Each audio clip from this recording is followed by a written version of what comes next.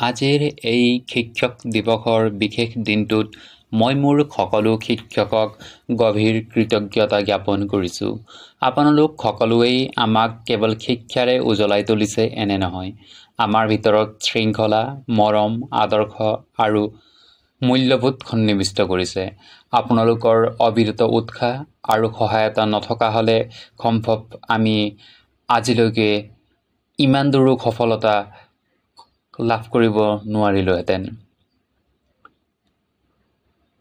শিক্ষকসকলে যে কেৱল বিষয় শিক্ষাই আমাক আগবঢ়াই বা শিক্ষা প্ৰদান কৰিছে এনে নহয়, তেখেতলোকে আমাৰ জীৱনলৈ পথ প্ৰদৰ্শক হিচাপেও আগবাঢ়ি আহে।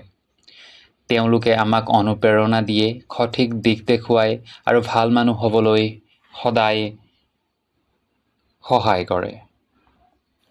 আজিৰ দিনটো আমাৰ বাবে বৰ বিশেষ, কাৰণ আজিয়ে আমি উদযাপন কৰোঁ শিক্ষক দিৱস।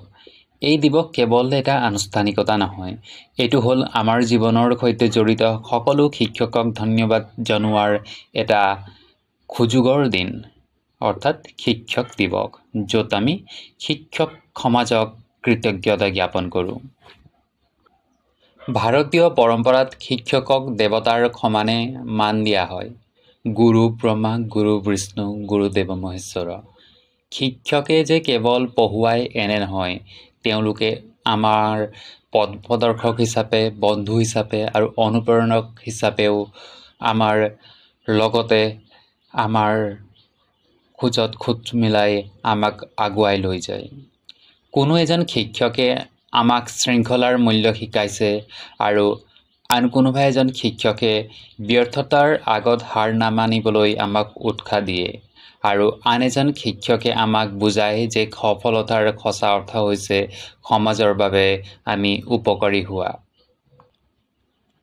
আমাৰ সমাজত সচৰাচৰ শিক্ষা মানে চাকৰি পোৱাৰ মাধ্যম বুলি ধৰা হয়, কিন্তু শিক্ষাৰ মূল লক্ষ্য হ'ল চিন্তা কৰিবলৈ সক্ষম কৰা, ভুল আৰু শুদ্ধৰ মাজত পাৰ্থক্য চিনাক্ত কৰা আৰু দায়িত্বশীল নাগৰিক হিচাপে সমাজক গঢ়ি তোলা।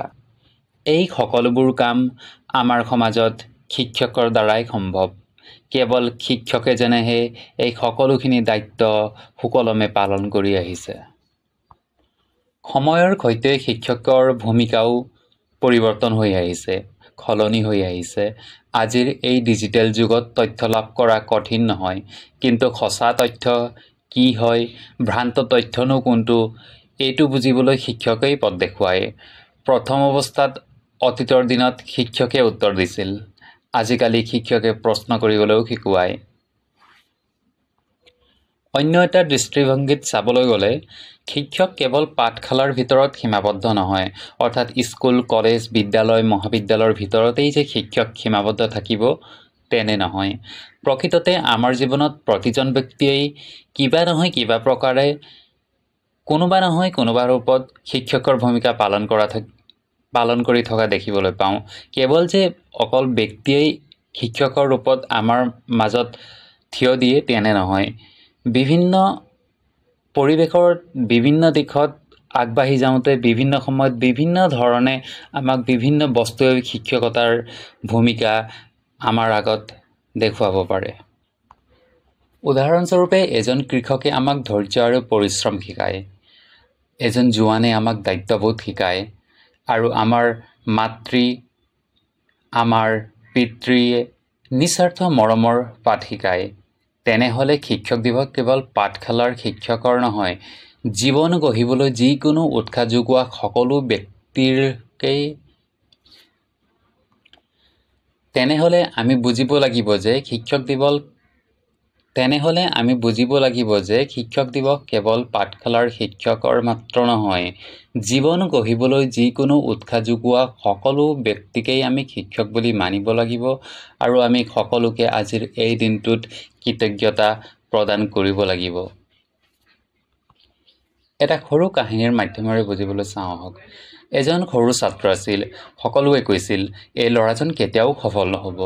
কিন্তু তেওঁৰ শিক্ষকে দিনে দিনে উৎসাহিত কৰিছিল, তেওঁৰ সৰু সাফল্যকো মান কৰিছিল। পৰিণামত সেই ল'ৰাজন আগলৈ গৈ মহান বিজ্ঞানী হ'ল।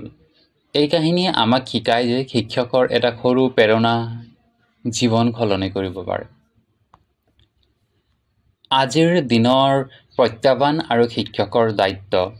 আজিৰ দিনত শিক্ষাৰ্থীসকলে মিডিয়া, প্ৰতিযোগিতা আৰু মানসিক চাপৰ লগত জড়িত হৈ থাকে। এই সময়ত শিক্ষক কেৱল পাঠদাতাই নহয়, তেওঁলোকে মনোবিজ্ঞানী, উপদেশক আৰু পথ প্ৰদৰ্শক হৈও ছাত্ৰ সমাজৰ বা শিক্ষাৰ্থীৰ জীৱনৰ সফলতাৰ কাৰণে কাম কৰে। তেওঁলোকে আমাক শিকায় ব্যৰ্থতা শেষ নহয়, জীৱনত ব্যৰ্থতা থাকেই, কিন্তু সেই বুলি আমি হাৰ মানিব নালাগে। এই কথা প্ৰথম অৱস্থাত আমাক শিক্ষকে শিকায়।